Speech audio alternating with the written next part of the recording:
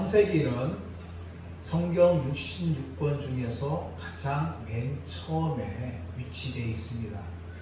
물론 창세기가 맨 처음에 위치되어 있다 해서 성경 중에서 가장 먼저 기록된 것은 아닙니다. 그럼에도 불구하고 창세기가 성경 맨 처음에 위치되어 있는 이유가 있습니다. 그것은 모든 것의 시작에 대해서 말하고 있기 때문입니다. 창세기 1장 1절 말씀 보시면 태초에 하나님이 천지를 창조하시니라 하고 시작을 하고 있습니다. 이것은 시간의 시작과 만물의 시작을 이야기하면서 6일 동안 하나님께서 천지를 창조한 것에 대해서 이야기하고 있습니다. 그리고 하나님께서는 인간을 만드셨고 또 인간을 통하여서 결혼을 시작하게 하셨습니다. 오늘 말씀에서는 이 인간의 죄에 대해서, 죄의 시작에 대해서 말씀하고 있습니다. 오늘날 우리 시대에 얼마나 죄들이 가능한지 모릅니다. 뉴스를 볼 때마다 전혀 생각하지 못할 정도로 끔찍하고 잔인한 그런 범죄들이 뉴스거리에 등장하는 것을 우리가 종종 접합니다. 갈수록 인간의 죄는 흉악해지고 있습니다. 상상을 초월할 만큼 인간의 잔인함이 드러나고 있습니다. 그런데 이 모든 죄들은요, 최초의 범죄를 통하여 문이 열린 것입니다. 그 죄를 통하여서 인간의 죄가 이 세상 가운데 들어왔고 또 죄를 통하여 온 세상이 가득 차고 있는 것을 성경은 볼 수가 있습니다. 그런데 이런 모든 것들은 하나님이 의도하시거나 하나님께서 행하신 것이 아닙니다. 하나님은 인간을 하나님의 형상과 모양으로 창조하셨고 또 창조하신 그 인간을 에덴 동산에 두어서 기쁨과 행복을 누리게 하셨습니다. 하지만 인간은 하나님 말씀에 불순종하고 범죄의 길로 나아가고 말았습니다. 그 결과 이 땅은 죄로 관영하고 광포한 세상이 되고 말았던 것입니다. 오늘 말씀은 인간의 죄가 어떻게 들어왔는지에 대한 과정을 이야기하면서 인간이 얼마나 죄에 약한 존재인지에 대해서 이야기하면서 그 죄로 말미암아 발생한 인간의 비참함에 대해서 오늘 우리에게 알려주고 있습니다. 우리 먼저 1절 말씀 보겠습니다. 1절 말씀 시작. 그런데 뱀은 여호와 하나님이 지으신 들짐승 중에 가장 강교하니라. 그런데 뱀은 여호와 하나님이 지으신 들짐승 중에 가장 강교하니라. 여러분, 이 1절 초반절의 말씀은 뱀이 어떤 존재에 대해서 이야기하고 있죠? 그런데 뱀은, 이 뱀이라 말할 때 히브리 단어가 나하시라는 단어입니다. 물론 성경에는 뱀을 설명할 때 다른 단어들이 두 가지 더 등장하고 있지만 여기에 뱀은 나하시라고 이야기하고 있는데 이 나하시는 요술을 부리다 라는 히브리어 동사인 똑같은 나하시에서 온 명사형입니다. 이런 뱀은 세 가지 특징을 가지고 있죠. 하나는 무엇인가면 하나님이 지으신 들짐승이라는 거예요. 들짐승. 창세기 3장 14절 말씀 가보시면 뱀이 하나님의 심판을 받아서 배로 다닌다라고 이야기합니다. 그런데 1절에서는 하나님의 심판을 받기 전이에요. 그래서 성경은 뱀이 어떤 존재인가 하면 하나님이 지으신 들짐승 중에 하나다라고 묘사를 하고 있는 거죠. 심판받기 전에는 뱀은 배로 다니지 않았습니다. 그러니까 얼마든지 추측할 수 있는 게 무엇인가 하면 다리가 있었다는 것을 우리가 생각할 수가 있는 거죠. 그래서 어떤 학화들은요, 이 뱀이 하와를 유혹하는 장면을 그릴 때에 뱀의 다리를 그려서 뱀이 서 있는 모습으로, 하와와 대화하는 모습으로 그렇게 그림을 그린 화가도 있습니다. 성경은 자세하게 이야기하고 있지만 심판받기 전에는 뱀은 배로 다니지 않았어요. 들짐승 중에 하나라는 것을 우리가 알 수가 있는 거죠. 두 번째는 이 뱀은 뭡니까? 가장 강교하니라, 강교하니라 라고 이야기합니다. 강교하다는 히브리 단어가 아룸이라는 단어인데 구약성경에 보시면 이것은 긍정적으로 부정적으로 동일하게 사용되어집니다. 한편으로 긍정적으로는 지혜롭다, 영리하다, 현명하다 그런 의미를 가지고 있고 부정적으로는 간사하다 이런 의미가 있어요. 근데 오늘 말씀에서는 가장 강교하다 말할 때에 부정적인 의미보다는 긍정적인 의미로 이 부분을 해석을 해야 돼요. 왜냐하면 아담과 하와가 범죄하기 전이기 때문에 하나님께서 지으신 모든 것을 보면서 하나님이 보시기 아름답다 했는데 뱀이 부정적이면 말이 되지 않는 거죠. 그래서 이 뱀은 가장 지혜롭고 영리한 존재였다라는 것을 이야기합니다. 정리하면 하나님이 지으신 들짐승이었고 그 들짐승 중에서도 가장 지혜롭고 영리한 존재가 이 뱀이었다는 거예요. 그런데 이 뱀이 뭡니까? 아주 지혜로운 존재였어요. 그래서 이 뱀의 존재가 무엇인가에 대해서 학자들은 많은 논의를 하죠. 비평학자들은 이 뱀은 뱀 자체다라고 이야기합니다. 하지만 이 뱀을 뱀 자체로 볼 수가 없는 거예요. 그래서 학자들은 이 뱀은 뱀의 모양을 하고 나타난 사탄이었다 하고 해석을 하든지 아니면 어떤 분들은 사탄은 아니지만 뱀에게 강력한 영향을 행사함을 통하여 뱀이 사탄의 뜻대로 움직이는 존재였다 그렇게 해석을 합니다. 성경은 이 뱀의 존재에서 무엇이라고 말하고 있을까요? 구약에서는 말씀하고 있지 않지만 우리가 요한계시록 말씀 가보시면 요한계시록 12장 9절이나 20장 2절 말씀 보시면 사탄을 향하여서 옛 뱀이었다 라고 이야기합니다. 옛뱀. 이 옛뱀이 뭡니까? 창세기 3장에 나타난 뱀이었다는 거예요. 그러므로 이 뱀은요 그냥 평범한 뱀이 아니라 사탄이 뱀으로 나타났든지 또 뒤에서 강력하게 역사에서 사탄의 화신과 같은 존재였다는 것을 우리는 생각을 해야 합니다.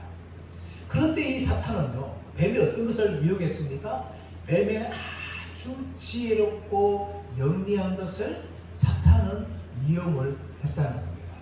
지금도 사탄은요 아주 지혜로운 사람을 통하여서 사람들을 더욱더 하나님과 멀어지게 한 거죠. 그 대표적인 예들이 뭡니까? 바로 과학자들이에요. 과학자들. 아주 똑똑한 사람들이 만들어낸 게 무엇인가 하면 진화론입니다. 진화론.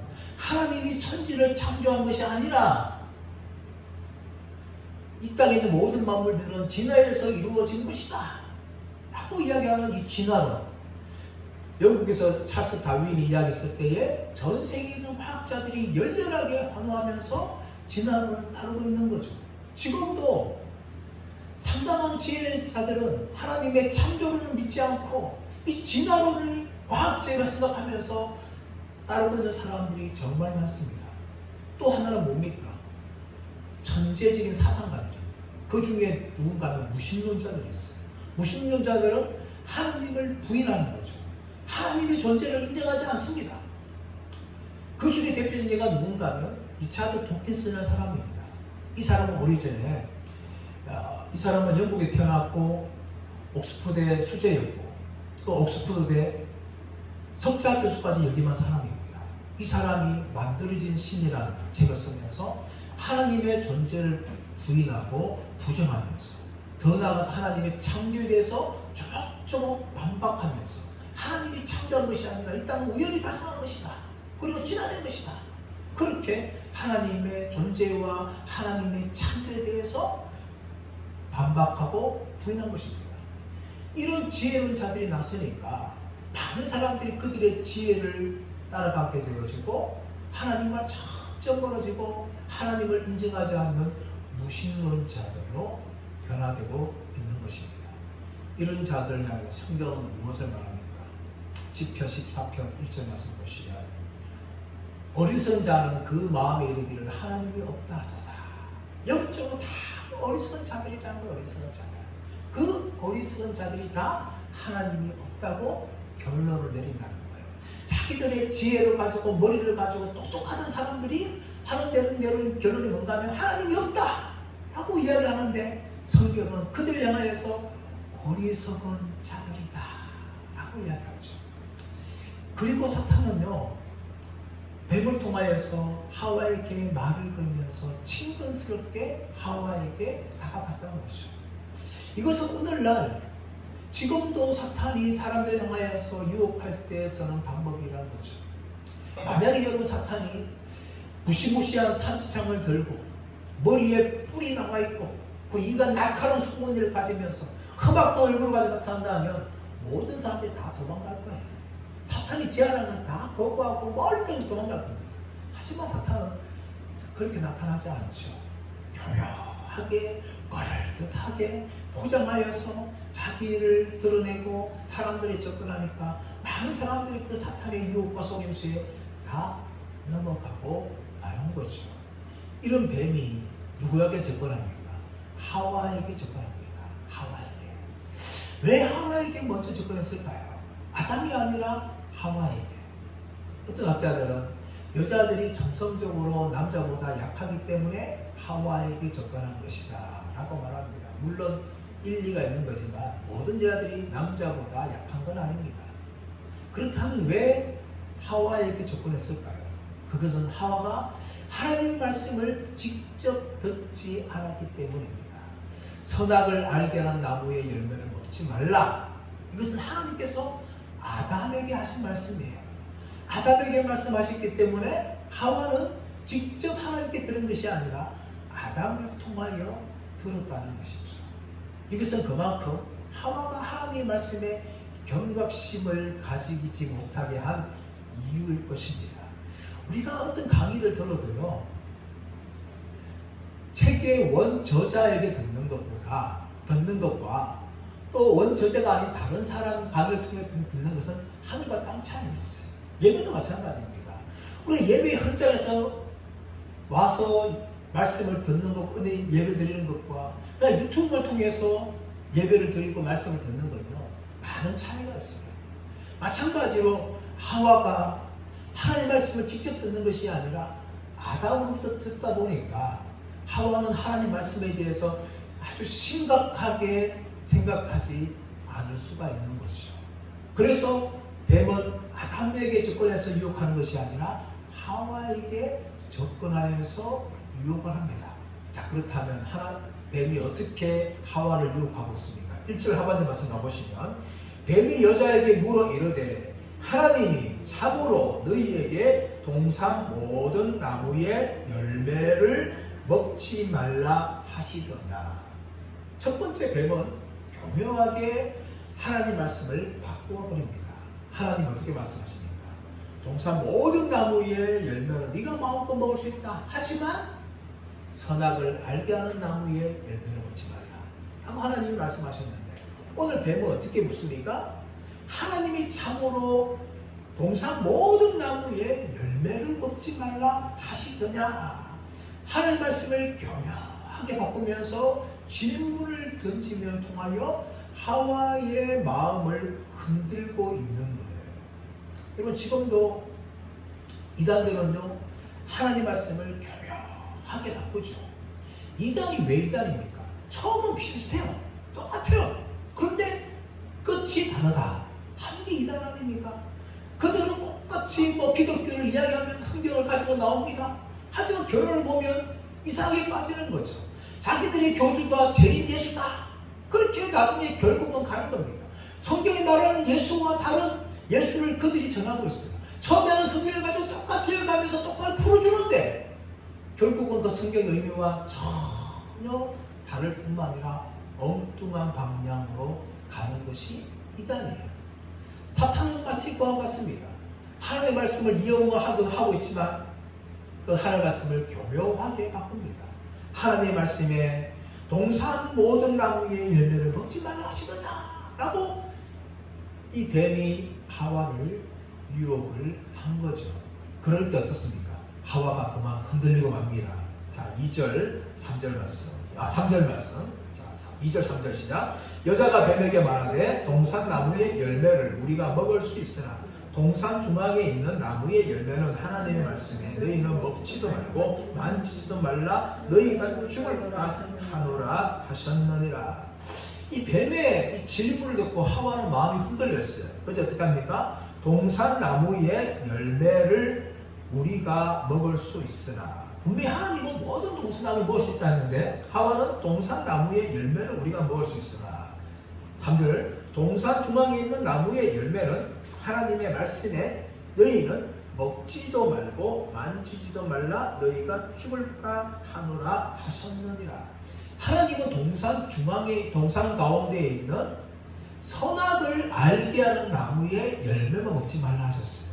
생명의 나무를 먹지 말라 말하지 않고 선악을 알게 하는 나무의 열매를 먹지 말라 하고만 하나님이 이야기하셨는데, 하와는 3절 말씀 보니까 동산 중앙에 있는 나무의 열매는 하나님의 말씀에 너희는 먹지도 말고 만지지도 말라 너희가 죽을까 하노라 하셨느니라 라고 하나님의 말씀을 덧붙이고 있는 거죠. 하나님의 말씀에 너희는 먹지도 말고 먹지도 말라, 정령 죽으리라 분명히 말씀하셨는데, 여기에다가 만지지도 말라 라는 말을 자기의 생각을 덧붙입니다. 그리고 너희가 죽을까 하노라, 하나님은 반드시 죽는다 라고 말씀하셨는데 죽을까 하노라 하면서 이 하나님의 말씀에 대해서 의심하고 있는 내용을 보여주고 있는 것입니다. 여러분, 이것은 성경을 굉장히 위험하게 접근하는 것입니다. 성경은 분명히 무엇을 경고하고 있습니까? 하나님의 말씀을 덧붙이거나 죄하는 자들에게 심판이 있다라고 말씀합니다. 요한계시록 22장 18절 19절 말씀 보시면 하나님의 말씀을, 예언의 말씀을 덧붙이는 자들은 하나님께서 이 모든 재앙을 덧붙일 것이고, 죄하면은 하나님 나라와 생명나무를 얻는 그것을 제할 것이다 라고 말씀합니다. 근데 하와는 어떻습니까? 하나님 말씀 지금 덧붙이고 있어요. 네? 그러면서 먹지도 말고 만지지도 말라 하면서 하나님 너희가 죽을까 하노라, 반드시 죽는다 하는데, 죽는다는 이 하나님의 경고를 죽을까 하노라 이렇게 바꾸고 마는 거죠. 이것이 여러분 사탄이 처음에 사람들을 향하여 접근하는 방법입니다. 두 번째, 사탄은 하나님의 말씀을 전면 부인합니다. 자, 우리 4절 말씀 시작. 뱀이 여자에게 이르되 너희가 결코 죽지 아니하리라. 두 번째, 사탄은 하나님의 말씀을 완전히 부인하죠. 하와 흔들리는 걸 보면서 더 강하게 나갑니다. 더 세게 나가면서 너희가 결코 죽지 아니하리라. 이것은 반드시 죽으리라. 이게 완전 반대말이죠. 하나님은 반드시 죽으리라 말씀하셨는데 뱀은 하와에게 반드시 죽지 않을 것이다, 결코 죽지 않을 것이다, 이렇게 하와에게 말하고 있습니다.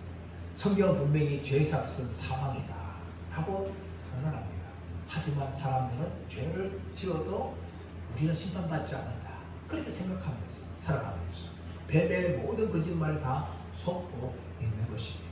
자, 그러자 5절 말씀, 5절 말씀은 더 나아가서 하나님을 불신하게 합니다. 자, 5절 시작. 너희가 그것을 먹는 날에는 너희 눈이 밝아져 하나님과 같이 되어 선악을 알 줄 하나님이 아심이니라. 더 나아가서 하나님을 향한 믿음을 완전히 다 흔들어 버리죠.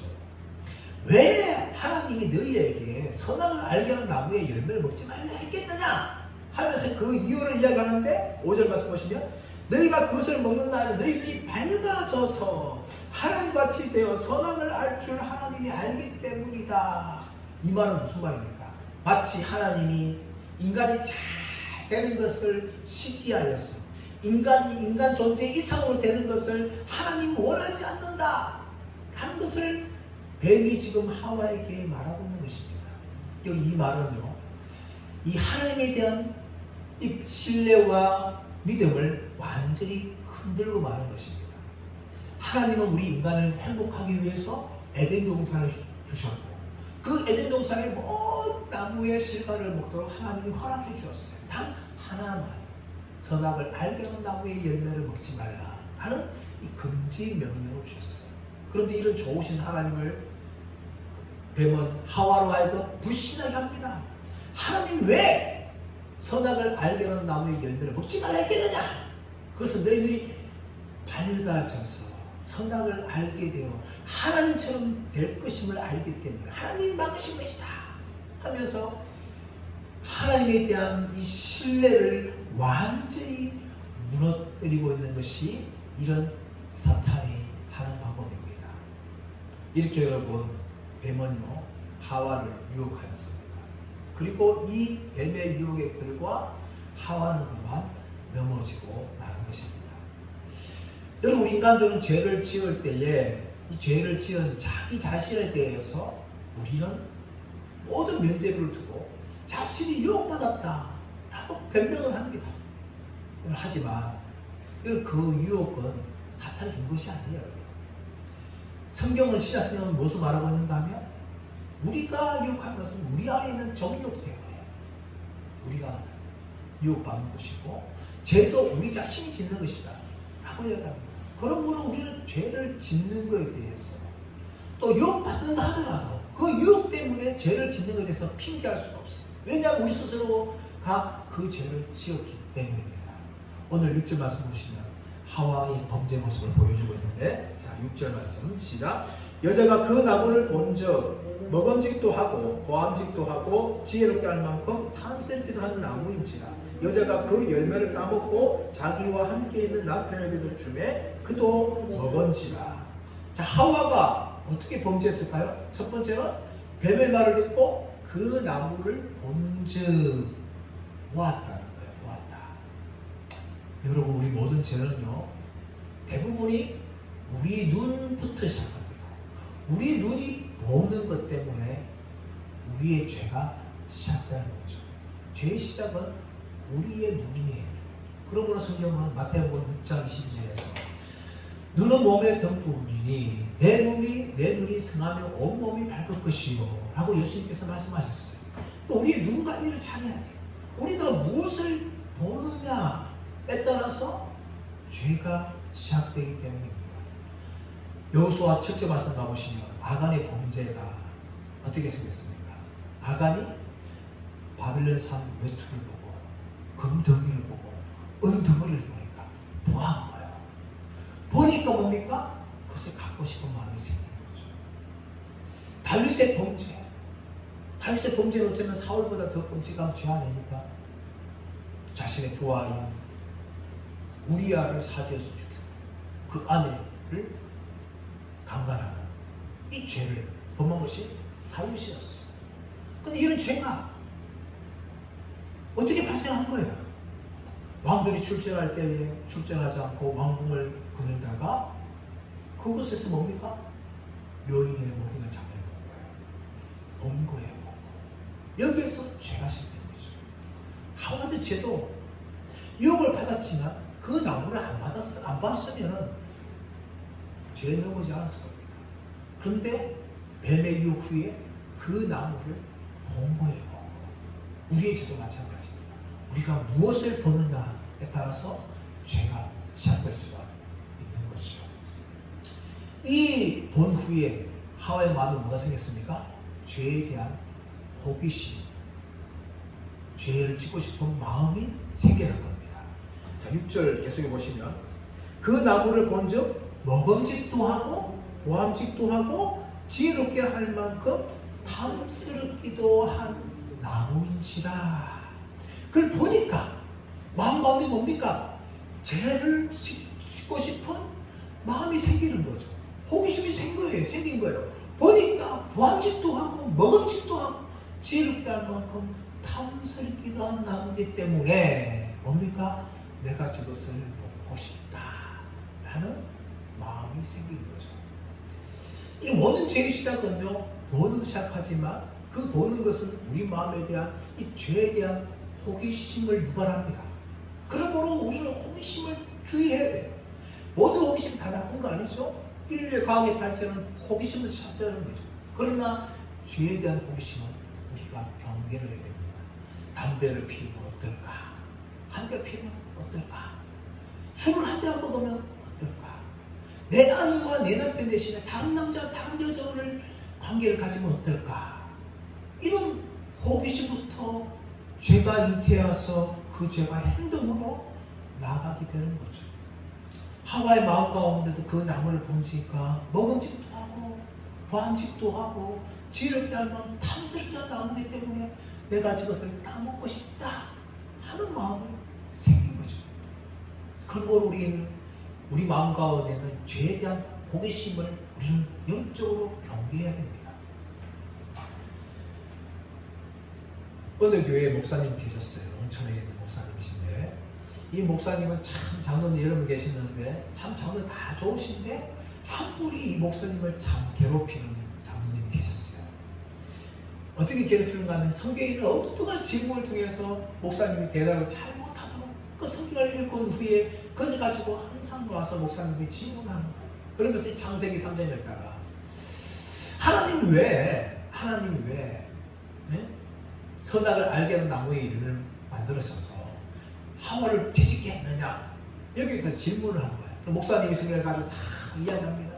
이야기하는데도 이 장로님이 잘 이해를 못하고 계속해서 목사님을 질문을 던지고 괴롭히는 거예요. 어느 날 되었습니다. 어느 날 목사님의 생신이 되었어요. 목사님께서 장로를 다 초청하면서 집에서 이제 식사 대접을 하려고 합니다. 그런데 많은 장로들 중에서 늘 가시와 같은 이 장로님이 가장 먼저 도착했어요. 자리에 앉았는데 목사님이 참 어색한 거예요. 근데 그때 마침 갑자기 손님이 찾아와서 목사님이 그 자리를 잠시 비우게 되면서 이 장로님에게 말씀했습니다. 장로님 먼저 오셨기 때문에 여기 있는 음식을 기도하고 마음껏 드실 수 있는데 저기 뚜껑 덮여 있는 저 그릇만은 열지 마십시오 라고 이야기한 겁니다. 그러자 그 장로님이 목사님 말대로 딴 것을 기도하고 맛을 좀 보는데 근데 궁금한 거예요. 왜 목사님이 저 뚜껑 덮인 그릇만은 열지 말라 했을까 하는 호기심이 생긴 거예요.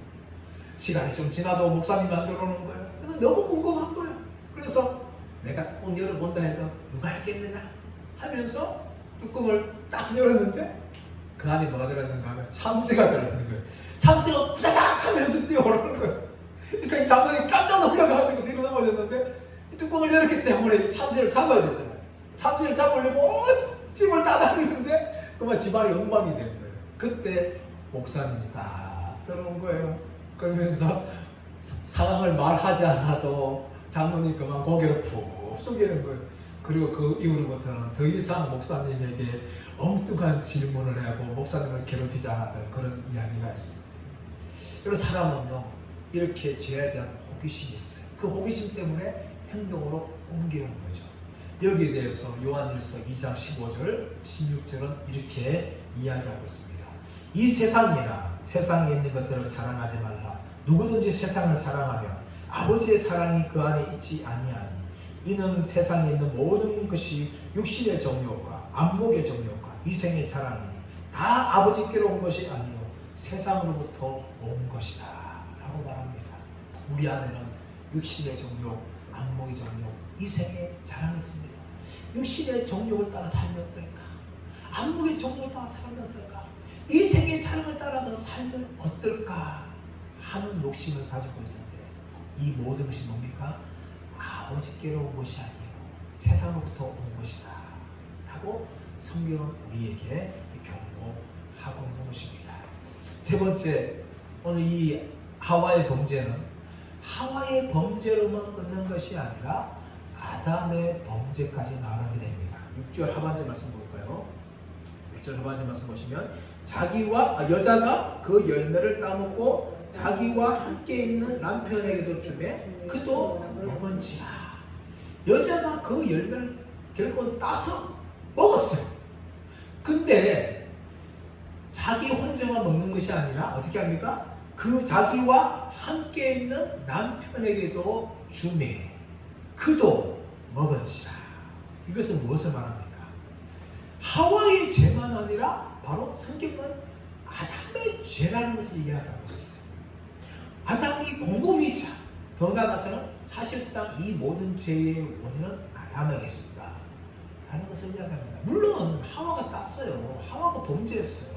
근데 왜 신약성경 가보시면 로마서 5장에서는 하와의 범죄를 이야기하는 것이냐 아담의 범죄를 이야기할 거예요. 그 이유는 뭔가 하면 아담이 인류의 대표이기 때문입니다. 인류의 대표.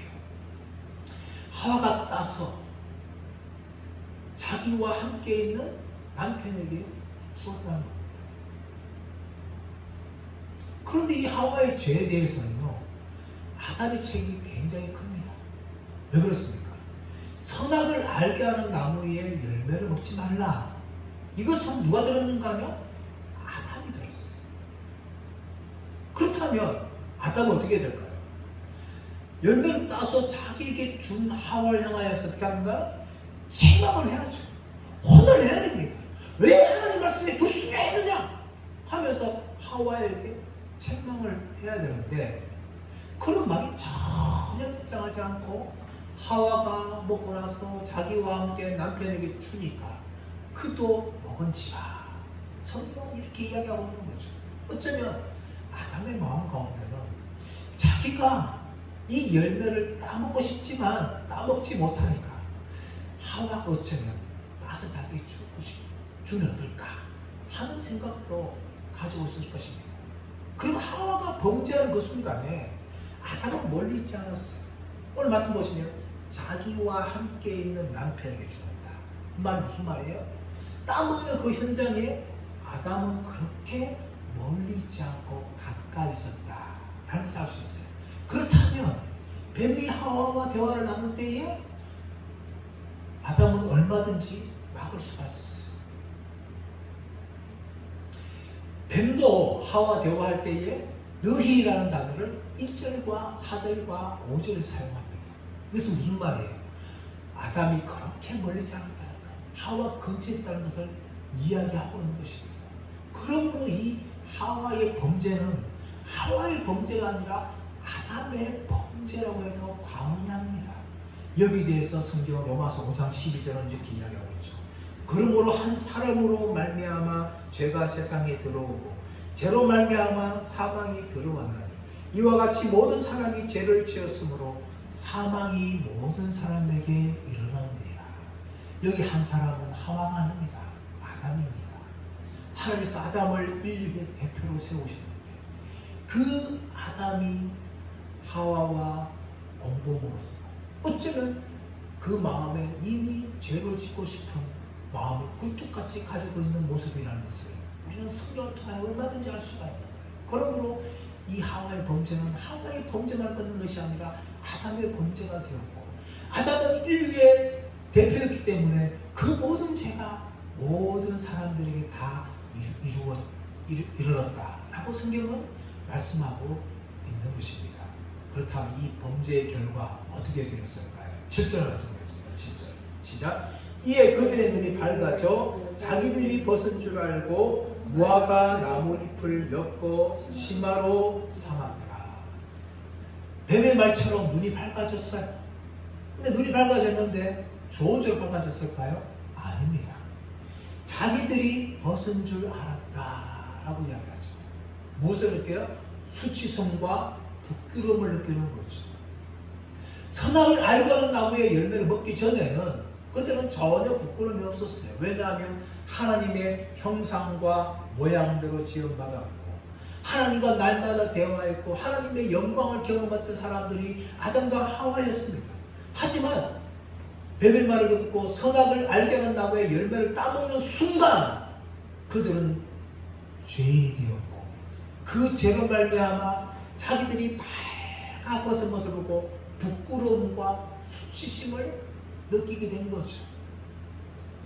죄 짓기 전에는 그들은 죄로 말미암아 찾아오는 수치와 부끄러움을 느끼지 않았습니다. 하지만 죄가 그들 가운데 들어오니까 그 죄로 말미암아 자신들의 몸을 보고 부끄러움과 수치를 느끼게 되었고 더 나아가서 어떻게 합니까? 무화과 나무 잎을 느껴서 치마로 삼을 통하여 자신들의 몸을 가립니다. 왜 하필이면 무화과 나무인가 하는 것에 대해서 학자들은 어떻게 설명하는가 하면 무화과 나무가 다른 나무들보다 잎이 넓었기 때문에 크기 때문에 그것으로 막았을 것이다. 그렇게 이야기합니다. 그리고 자신의 몸을 가려면 치마로 엮어서 만든다는 것이죠. 여러분, 그렇다면 이렇게 인간들은 죄로 말미암아 이제 하나님의 영광을 잃어버리고 자신의 수치와 부끄러움을 느끼는 존재가 되었는데, 이것이 인간의 비참함인데 왜 하나님이 하와의 범죄를 막지 않았을까요? 이것은 바로 선악을 알게 하는 나무를 열매를 먹지 말라라고 하신 말씀과 연결되어지는 겁니다. 하나님은 에덴 동산에 아담과 하와를 두시고 그들과 교제하였고 또 그들이 하나님 말씀에 순종하기를 원하였습니다. 하지만 그 순종은 강제적인 순종이 아니라는 거예요. 인간이 자발적으로 그들의 의지를 가지고 하나님께 순종하였어요. 쉽게 말하면 하나님은 인간을 명령을 임명하는 로봇으로 만들지 않았다는, 기계를 만들지 않았다는 거죠. 인간의 의지를 가지고 하나님께 말씀에 의지적으로 순종하기로 하나님께서 그렇게 원하셨지만, 인간은 자신의 의지를 가지고 하나님께 순종하는 것이 아니라 하나님께 불순종하기를 그들은 행동으로 옮긴 것이죠. 이것이 인간의 잘못입니다. 그래서 인간은 죄를 짓게 되었고 하나님의 영광을 잃어버린 존재로 되고 말하는 것입니다. 자, 그렇다면 그들이 의지적으로 하나님께 순종할 수 없었을까요? 왜 불순종 선택했을까요? 그들이 바로 그 선택을 했는데, 그 선택을 하기까지 그들은 충분히 의지적으로 하나님께 순종할 수 있는 이유가 있었습니다. 그 이유가 무엇인가 하면 그들이 이미 하나님의 자비하심과 풍성하심을 경험했습니다. 에덴 동산에서 에덴 동산의 모든 나무의 열매를 먹으면서 그들을 향한 하나님의 자비하심과 하나님의 풍성하심을 그들은 충분히 경험했기 때문에 얼마든지 뱀의 말에 흔들리고 뱀의 말을 따라서 죄짓는 것이 아니라 그들의 의지를 가지고 하나님께 순종할 수가 있었습니다. 그런데도 인간은 어떻게 합니까? 하나님께 순종하기보다는 불순종을 선택했다는 거죠. 두 번째 이유는 뭡니까? 하나님이 분명히 선악을 알게 하는 나무의 열매를 먹지 말라, 반드시 죽어야, 그렇게 말씀하셨어요.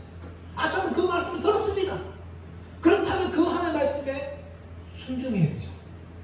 그런데도 불구하고 하나님 말씀에 불순종했다는 거예요. 세 번째로, 뱀이 접근해서 그들과 말을 할 때에 하와는 이상한 점을 느껴야 돼요. 지금까지 성경은 사람이 짐승과 대화했다 내용이 안 나와요. 그렇다면 뱀이 자기 접근해서 자기 그 말을 걸 때에 이 뱀은 평범한 들짐승이 아니었다는 것을 알고 경계해야 됐었습니다. 하지만 모든 경계를 하지 않고 다 물어버렸죠. 이렇게 얼마든지 의지를 가지고 하나님께 순종할 수 있는 그런 기회가, 모든 여건들이 충분히 주어졌지만 인간은 그런데도 불구하고 불순종을 선택하고 뱀의 말을 따라서 범죄하고 말았습니다. 그 결과 인간은 아주 비참한 존재로 전락하고 마는 거죠. 하나님의 형상과 하나님의 모양대로 지음받았고 하나님과 교제하였고 하나님의 영광을 누린 자들이었지만 이제는 자신의 벗음을 보고 부끄러워하게 되어지는, 죄로 말미암아 수치를 느낄 수밖에 없는 그런 비참한 존재로 전락하고 난 것입니다. 사랑하는 여러분, 창세기 3장에 나오는 이 뱀은 최초의 영적인 도둑입니다. 이 도둑이 접근하여서 하와를 넘어뜨렸고 하나님과의 관계마저 다 깨뜨려버리고 그들은 비참한 존재로 전락하고 말았습니다. 그런데 그 뱀은 하와를 유혹하기 위해서 온갖 거짓말로 하와를 유혹한 것입니다. 지금도 이런 뱀 같은 존재들이 하나님의 백성들을 거짓말로 유혹합니다. 수많은 사람들을 거짓말로 유혹합니다. 어떻게 예수만이 유일한 구원의 길이 될 수 있느냐? 아니다. 타 종교에도 구원의 길이 있다. 이 세상이 전부다. 죽음 위에 천국과 지옥은 없다. 이 세상이 전부니까 마음껏 이 땅에서 죄를 짓고 행복하게 살아라. 너에게 죄에 대한 심판이 없다. 이런 온갖 거짓말들을 믿는 사람들이나 믿지 않는 사람들 향하여서 지금도 하고 있습니다. 사랑 여러분, 우리가 이런 거짓말에 대해서 어떻게 반응해야 됩니까? 우리는 영적으로 깨어 있어야 됩니다. 또 우리를 향한 하나님의 풍성함과 하나님의 자비하심을 우리는 잊지 말아야 돼요. 우리를 위하여 독생자 예수 그리스도를 이 땅에 보내시고 그분의 아들이신 예수 그리스도를 십자가에 못 박아 죽이기까지 사랑하시는 그 하나님의 사랑을 우리는 끝까지 신뢰해야 됩니다. 그리고 더 나아가서 우리에게 주어진 이 신구약 성경 66권을 정말 절대적인 하나님의 말씀을 믿고 이 말씀 외에 다른 어떤 사상과 가르침에 미혹되지 않고 이 말씀에 붙들려서 철저하게 순종하며 천국 가는 그날까지 끝까지 이 말씀 붙잡고 살아가시는 저와 여러분 모두가 되시기를 예수의 이름으로 축원합니다.